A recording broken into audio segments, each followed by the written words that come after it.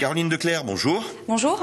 Alors, des inspecteurs du travail qui manifestent devant la mairie de Strasbourg contre une réforme qui crée plus de postes de managers, ça peut surprendre. Vous ne voulez pas voir vos carrières évoluer ? Alors ça peut surprendre effectivement, on n'a pas l'habitude de voir l'inspection du travail ni dans la rue ni à la télé.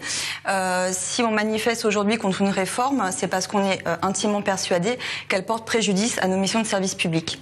Alors ce projet de réforme va passer demain au Conseil des ministres, vous n'avez donc pas été entendu par le gouvernement ? À l'occurrence non, puisque aucune organisation syndicale du ministère n'a voté pour cette réforme. Comme vous le soulignez, le projet de loi est présenté demain au Conseil des ministres en procédure accélérée, ce qui nous pose une question, puisque le projet de loi qui est présenté est sur la réforme de la formation professionnelle. Et vous serez d'accord avec moi pour dire que l'inspection du travail n'a rien à faire dans ce projet de loi. Alors l'un de vos collègues alsaciens co-signe une tribune qui doit paraître dans Libération et les mots sont très durs. Il va jusqu'à sous-entendre que le pacte de responsabilité proposé par François Hollande aux entreprises comprendrait, je cite, une clause secrète visant à diminuer l'autonomie d'action de l'inspection du travail. Vous allez très loin là. Tout à fait, puisqu'effectivement, donc ce pacte de responsabilité, entre autres, demande aux employeurs, enfin en tout cas l'inspection du travail, de faire moins de contrôle, demande à l'URSSAF aussi notamment. La question est la suivante, qui a besoin de nous ? En l'espèce, ce sont les salariés, et c'est les salariés qui ont vraiment besoin d'une présence de terrain.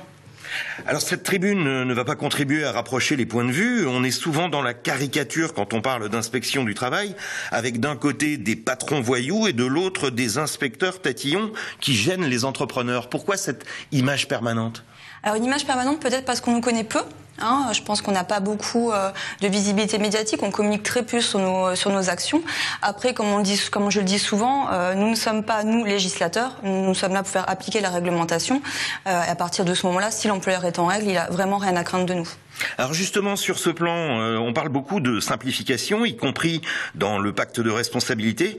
Est-ce que vous, qui vivez cette réglementation, est-ce qu'il n'y aurait pas des efforts à faire quand même dans le domaine du droit du travail, en matière de législation, afin que vos contrôles soient mieux compris et acceptés ? Alors effectivement, vous avez raison de le souligner, il y a une complexité extrêmement criante du Code du travail. C'est le domaine dans lequel on légifère le plus. Donc effectivement, il y a beaucoup de choses à revoir, à remettre à plat, une simplification, mais qui ne va pas on ne doit pas aboutir à une déréglementation. Et c'est un peu le travers qu'on voit aujourd'hui. Alors comment vous définissez, vous, votre travail principal ? C'est de la défense du salarié ou c'est mieux faire marcher les entreprises ?